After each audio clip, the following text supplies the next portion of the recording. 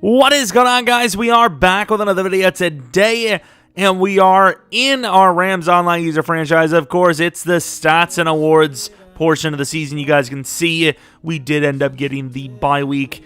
Of course, as far as the Stats and Awards go, this will be the last time you'll see the Stats and Awards for the Rams franchise. Obviously, we'll be back with, online franchise for next Madden, and, the so forth and so on for the foreseeable future. But as far as this Rams League goes, this will be the final season, the final postseason, and obviously we want to make that count. We'll first start out with the stats and awards of ourselves, take a look at the league, and then, of course, take a look at the awards themselves.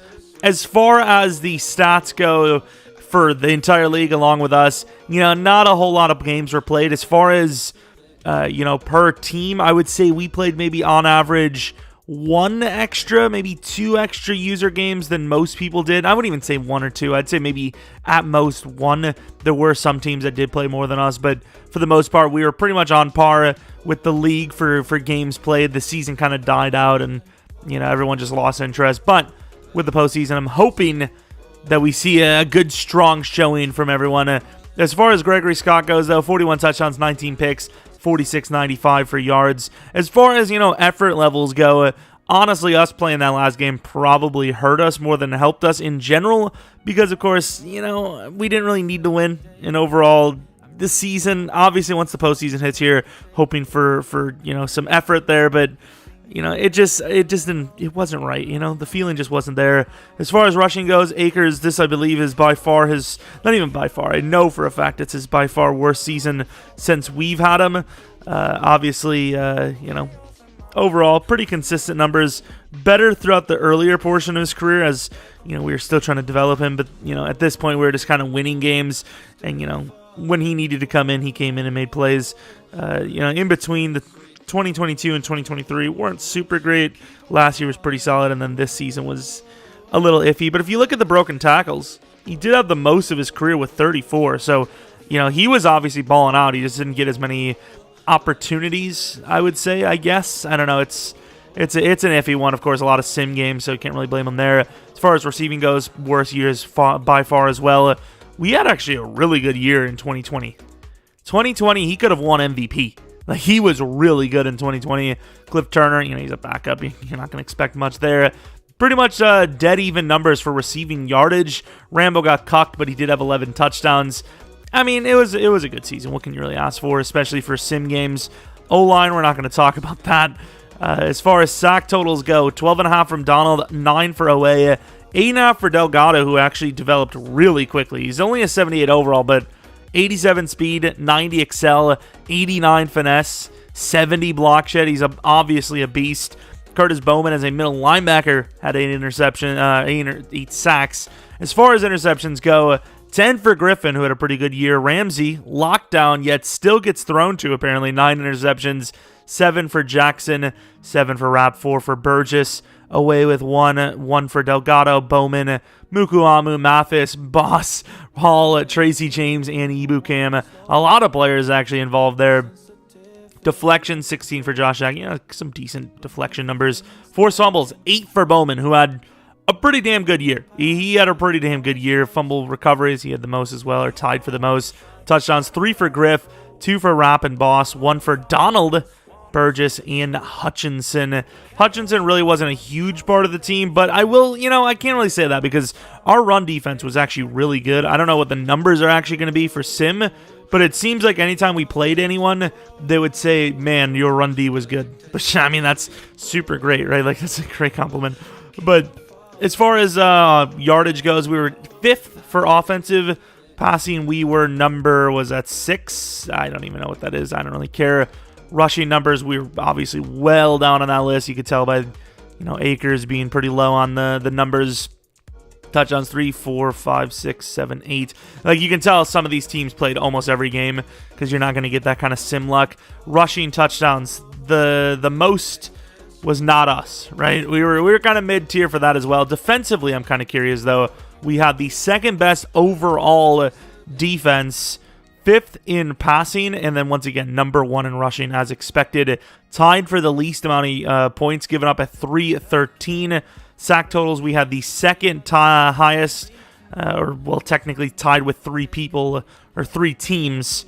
Second highest in fumble recoveries and the number 1 interception ratio. I wouldn't even say that's ratio, but we had the number 1 interceptions, which is, it's pretty impressive, right? Our defense is clutch.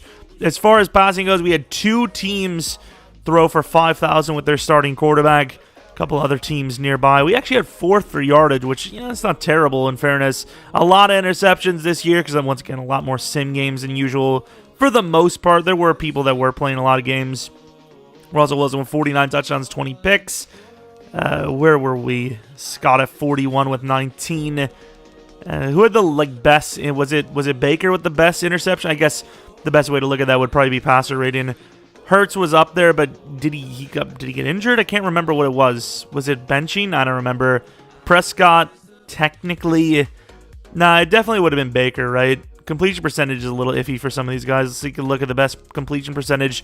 Jordan Love with 68%, then Mahomes, then Herbert, then Jones. I don't know where the hell we would have been. We would have been way down there, right there. The longest pass of the season was apparently a 100-yarder. Is that true? I don't think he can throw 100 yards, but sure. The most sacks allowed was Kyler Murray. Where were we? We would have given up. What about Goff? Man, it makes me sad because Goff is such a beast. He's so good. Look at these abilities. Of course, you'd want a 90 overall ability, but you're just never going to get that. Such a good player. As far as rushing goes, rushing yards were down in general. We normally would have way more than this, but hey, whatever works, right? And it doesn't really matter. Zeke with the number 1 yards list. McCaffrey second. All that good stuff. Balaj with 16 rushing touchdowns, but he only had 600 yards. That is something. That's definitely something. As far as average goes, the best average yards per carry for running back was Leonard Fournette with 7.0, which is pretty good for technically a backup. I don't know if he was replacing an injured or benched Miles Sanders. I'm not sure. As far as the starting running backs go, 6.1 for McCaffrey and Zeke. So overall, rushing numbers were down. That could be, sim. It could also just be, teams getting really good. Leonard Fournette had a 99-yarder, a 98 for LaMichael James. Okay, dude. And then, everyone else is well below that. As far as receiving yards go, what is this? 23 touchdowns and all this nonsense. Did he dev up hardcore? Superstar development trade. Oh, he's 98 overall. Maybe he was already pretty damn good. I don't even know. But yeah, that'll do that. Obviously, Henry Ruggs with 1,800 yards. A lot of guys with some pretty high numbers here. As we have people just throwing to one player, it seems. Kenny Galladay still around in the league. What overall is he? He has an X Factor, which is nice to see.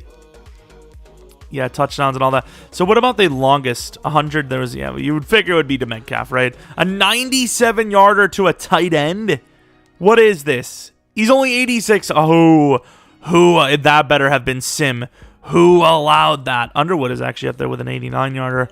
Who allowed that? How do you allow that? What does that even mean? What does that even mean? I don't even know. Who gave up the most sacks? Greg Little with 19. The best tackler was Dylan Moses. A couple guys with 100 tackles. Sack totals 19.5 for Myles Garrett, 18 for Clowney. Ty Women with 15. Yeah, Myles Garrett will make it pretty helpful when you're trying to pass rush. Of course, you could tell that there's some missing numbers here. As Donald's not even on the list, so some people may be getting cucked there. Interceptions, we tied for the most with 10, which I don't even once again know if that's true because could be missing some assets on that as well. 23 deflections for Kendall Fuller, who could go to X Factor here. Might be, it's kind of an irrelevant stat. I don't know if there's any leakage here for forced fumbles, but Bowman had by far the most forced fumbles. And I will admit, just in recent franchise history, I don't know if I've ever had a guy that can hit as well as him. Him and Boss. I don't know if we got some cheat code going on around here, but these are some of the really the hardest hitting players we've ever had. Normally we never force fumbles in franchise, but we hit some fumbles out with those guys. As far as completion percentage goes for field goals, I suppose Gonzalez and Ortiz were up there. I'd probably give it to Joey Sly, though. Our guy, very close second, just because the attempts themselves. You know, there's a lot of them. The longest field goal was a 59-yarder. McCann was 58, so he almost had the tied for the longest. At least we didn't get blocked, right? I don't think so, at least. Punting, jeez, you don't want to be known on the top punters list. Are we on the top punters list? Did we even give... How many punts did we have? 1,900 yards, to be fair. We might have had a different punter and we replaced him. I'm not 100% sure. No one with 1,000 yards. Kick returning, Jarvis Landry with 2 touchdowns. 1 for Britton Hall. Punt return touchdowns. 1 for Devontae Reese. Okay. And that's pretty much that. Let's take a look now at the one we've all been waiting for. MVP. Could Scott have a chance? He did. He was number 4, actually. Russell Wilson, the number 1. Prescott. Do we have any non-quarterbacks up here? We do not. Coach of the Year goes to Brian Flores with the Dolphins. Sean McVay at number 4.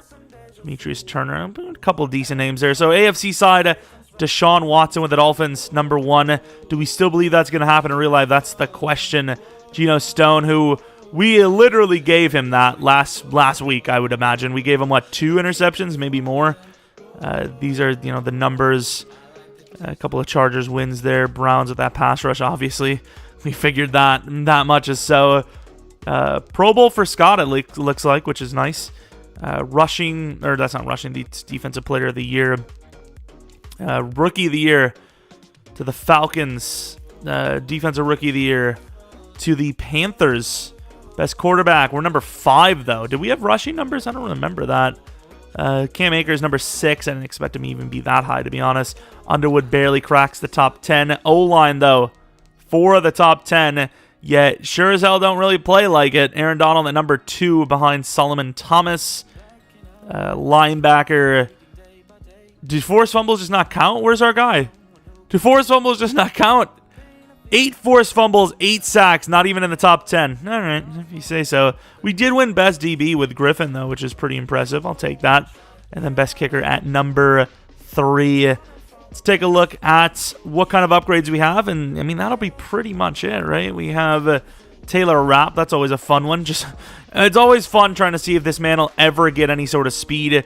And I will say, honestly, I think hybrid's the best fit because man coverage does help. He gets in man coverage a decent bit. Plus, you give a chance at speed.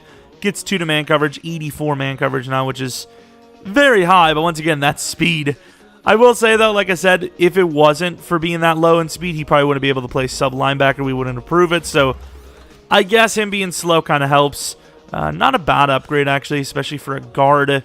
And then Scott, what do we need here? Short accuracy it doesn't matter. Yeah, we'll go field general. Gets an upgrade in overall, at least. Short accuracy probably doesn't matter. Oh, my God. What is that upgrade? Probably doesn't actually matter, but it's still... Wow, really? That's it? It's still nice to have. This is all we don't have any other guys. I'll probably end up upgrading these guys, but it's really not going to matter. Gary Andrews. I wish we'd have got this guy freaking year 1. I would have actually used this guy over Goff because he's a worse Goff, but at least he's not, tied to some massive contract. As we get him to 60 overall. What a boss. But yeah, that's pretty much it. Obviously, like I said, I'll upgrade all those players. No point in holding on to XP anymore last season. And yeah, that's pretty much the stats and awards. Let me know what you guys' thoughts. Obviously, every playoff game will be played for us. I don't know if everyone else will be playing their game. Hopefully they will. But anyways, yeah, high hopes for the playoffs. See if we can make a run. Even if we don't win the Super Bowl, it'd be nice to get there, right? It would be nice to get there. Anyways, though, thanks for watching. If you guys enjoyed, maybe leave a like. Subscribe if you're new. Follow me on Twitter, Jeromepkr. Second channel, PK Plays, and then twitch.tv/Jeromepkr for everything me that isn't Rams Online User Franchise. Regardless, thanks for watching. Hope you guys come back for next video. But until next video, see ya!